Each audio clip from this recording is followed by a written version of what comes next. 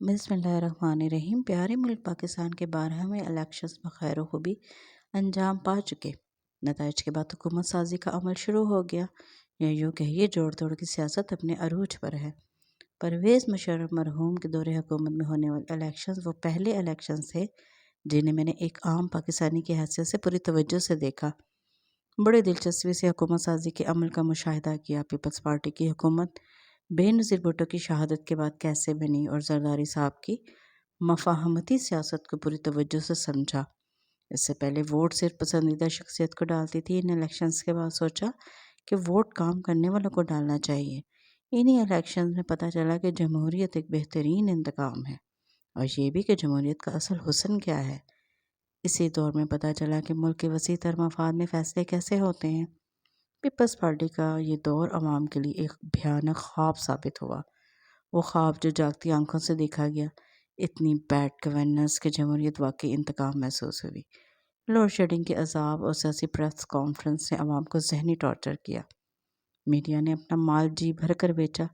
कभी कोई सियासी रहनुमा दूसरे से मिलने जा रहा है, कभी प्रेस कॉन्फ्रेंस कर रहा है। सियासी प्रोग्राम्स की रेटिंग इस दौर में अरूज पर थी। अवाम तफरीही ड्रामे कम इन प्रोग्राम्स को ज़्यादा देखते थे। इन सियासी प्रोग्राम्स ने 8 बजे का ड्रामा टाइम अवाम से छीन लिया। खींच खांच कर जमहूरी हुकूमत 5 साल निकाल ही गई, और पहले ताड़ी वारी ते फिर साड़ी कहने वाले मैदान में उतर आए। अगली हुकूमत नून लीग की बनी, फिर पुरानी किस्त दोहराई गई। इस पार्टी से मिलो, फलां के घर जाओ, वही पुराना जोड़ तोड़ शुरू हो गया। मफादात का जोड़ तोड़ जिसमें हर कोई अच्छे हिस्से का ख़्वाह था। मुल्क तरक्की की डगर पर रवां हो गया। पिछली हुकूमत की दी गई अजियतें कम होना शुरू हो गई। मीडिया उदास रहने लगा। अचानक ही इमरान खान को तब्दीली का बुखार चढ़ गया। ये बुखार डी चौंक के धरने तक टाइफाइड में तब्दील हो गया। मीडिया का ये हाल कि सारी उंगलियां घी में और सर कढ़ाई में। दुनिया के किसी मुहज़्ज़ब मुल्क में एहतजाजी धरने को ऐसी शानदार कवरेज नहीं मिली होगी जो डी चौंक के कंटेनर्स वाले धरने को मिली। ताहिर कादरी सियासत नहीं रियासत बचाओ का नारा लगाते हुए कनाडा से वारिद हो गए। ये वो दौर था जिसमें बड़े गैर महसूस और ऑर्गेनाइज तरीके से अवाम के अंदर तकसीम का अमल शुरू हो गया। घर के ड्राइंग रूम्स हों या गली मोहल्ले के थड़े, सिर्फ सियासत और धरने की बातें होती थीं। आखिर ये सब रंग लाया। नवाज शरीफ नाअहल हुआ, और फिर अगला इलेक्शन जैसे हुआ जीतने वाले भी परेशान हो गए। इन दिनों एक बहुत मशहूर सहाफ़ी एक टीवी चैनल्स पर बैठकर फरमा रहे थे कि फ़लाँ बंदा निकाला गया, तो इमरान खान ने हंस कर कहा, ओए तुम भी जीत गए हो। अंदाज़ा करें किस कदर दीदा दिलेरी से जीत हासिल की गई। फिर अवाम ने देखा कि मुल्क तबाही के दहाने पर कैसे पहुँचते हैं। रोज़मर्रा इस्तेमाल की अशिया अवाम के दस्तरस से दूर हो गई। अवाम मुआशी और अखलाकी तौर पर मुँह के बल गिरे और आज तक संभल ना पाए। अवाम को यूँ महसूस होता था जैसे वो बाशऊर शहरी नहीं, बल्कि किसी मज़ार के ज़ायरीन हैं, जिनका काम चढ़ावे चढ़ाना है। तरक्की और अवाम की रिलीफ नहीं, सिर्फ मुखालफिन की ट्रोलिंग और इन्हें जेलों में बंद करने का काम इस दौर में हुआ। इमरान खान के मुल्क के साथ ये तमाशे देखकर आखिर नाम नेहाद अपोजिशन को भी होश आ ही गई। तहरीक अदम एतमाद के बाद हुकूमत गई, निगरान सेटअप आया, और अब 8 फरवरी को मुल्क के 12वें इलेक्शंस हुए। इन इलेक्शंस के हवाले से अवाम के अंदर जोश और खुशी थी। नवाज शरीफ और शहबाज शरीफ सब ठीक कर देंगे, ये यकीन था। मगर 9 फरवरी की रात मीडिया ने अवाम की इस खुशी को मलया मेट करना शुरू कर दिया।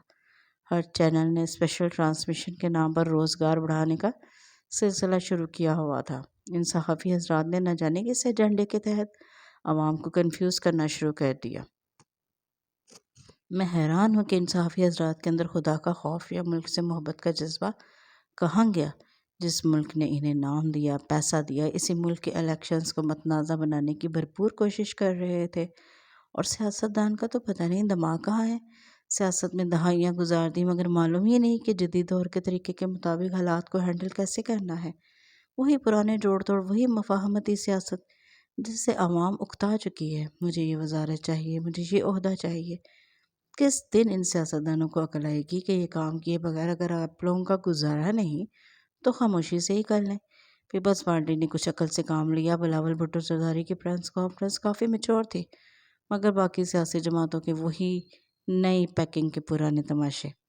یعنی اس وقت یہ صورتحال ہے کہ کوئی سادہ اکثریت نہ ملنے پر روٹھ کر بیٹھا ہے، کوئی من پسند جیت نہ ملنے پر اپوزیشن میں بیٹھنے اور سڑکوں پہ فیصلہ کرنے کی دھمکی دے رہا ہے، کوئی 9 مئی جیسے قومی سانحے کے بارے میں کہہ رہا ہے کہ 10 بھی ہوگا اور 11 بھی، وہی کوئی ہوا میں موجود اکثریت کا دعوے دار بنتے ہوئے ملک پر حکمرانی کے خواب دیکھ رہا ہے۔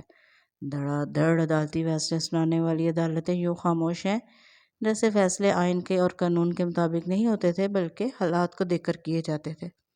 کچھ لوگ عقل مندی سے استعفیٰ دیتے ہوئے سیاست سے کنارہ کش ہو چکے ہیں، کئی لوگ بہادری سے ہار قبول کر رہے ہیں۔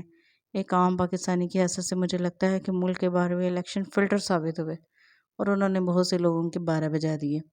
صدق کے دل سے دعا ہے کہ جس کی بھی حکومت بنے اس مرتبہ ایجنڈا عوام کی فلاح کا ہو، ورنہ سیاستدان یہ یاد رکھیں ملک تو نگران سیٹ اپ آپ کی موجودگی میں بھی چلا ہی رہا تھا اور بہترین ہی چلا رہا تھا۔